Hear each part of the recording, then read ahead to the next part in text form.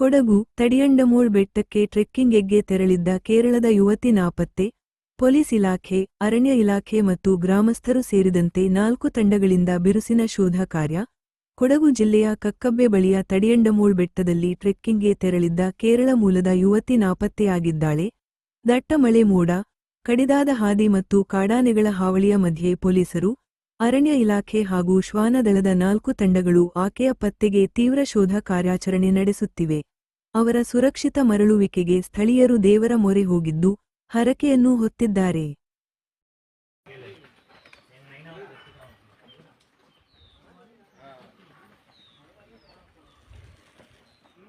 ಮುತ್ತಪ್ಪ ಇಲ್ಲಿ ಯವಕಪಡಿ ಗ್ರಾಮದ ಅರಣ್ಯ ಹಕ್ಕು ಸಮಿತಿ ಅಧ್ಯಕ್ಷ ಮತ್ತು ಮಡಿಕೇರಿ ತಾಲೂಕು ಬುಡಕಟ್ಟು ಕೃಷಿಕ ಸಂಘದ ಅಧ್ಯಕ್ಷನ ಕೆಲಸ ಮಾಡ್ತಾ ಇದ್ದೀನಿ.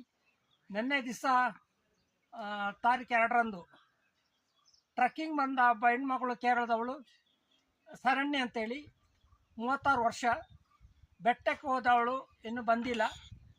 ನಿನ್ನೆ ನಾಪೋಕಲ್ ಪೊಲೀಸ್ ಸಬ್ ಇನ್ಸ್ಪೆಕ್ಟರ್ ಅವರು ಮತ್ತು ಅವರ ತಂಡದವರು ಮತ್ತು ಅರಣ್ಯ ಇಲಾಖೆಯವರು ಸತತ ರಾತ್ರಿ 12:30 ಗಂಟೆ ತನಕ ಪೊಲೀಸ್ ಇಲಾಖೆಯವರು ಶ್ರಮಪಟ್ಟು ಹುಡುಕಿದ್ದಾರೆ, ಸಿಕ್ಕಿಲ್ಲ.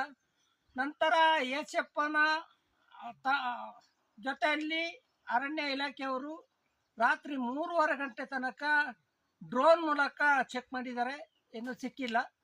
ಈಗ ಮತ್ತೆ ಸಬ್ ಇನ್ಸ್ಪೆಕ್ಟರ್ ಅವರು ಅವ್ರ ತಂಡದ ಪೊಲೀಸ್ ಇಲಾಖೆಯವರು ಈಗ ಬೆಟ್ಟಕ್ಕೆ ತೆರಳುತ್ತಿದ್ದಾರೆ. ಇವರನ್ನು ಹುಡುಕಿ ತರಲಿಕ್ಕೆ ಇಡೀ ಪೊಲೀಸ್ ಇಲಾಖೆ ಮತ್ತು ಅರಣ್ಯ ಇಲಾಖೆ ಶ್ರಮಪಡುವ ಮೂಲಕ ನಮ್ಮ ಊರಿನ ಗ್ರಾಮಸ್ಥರು ಕನಿಷ್ಠ ನಿನ್ನೆ ಒಂದು 50 ಜನರು ಹುಡುಕಿದ್ದೀವಿ, ಸಿಕ್ಕಿಲ್ಲ. ಈಗ ಮತ್ತೆ ನಾವೆಲ್ಲ ಹೊರಡ್ತೀವಿ.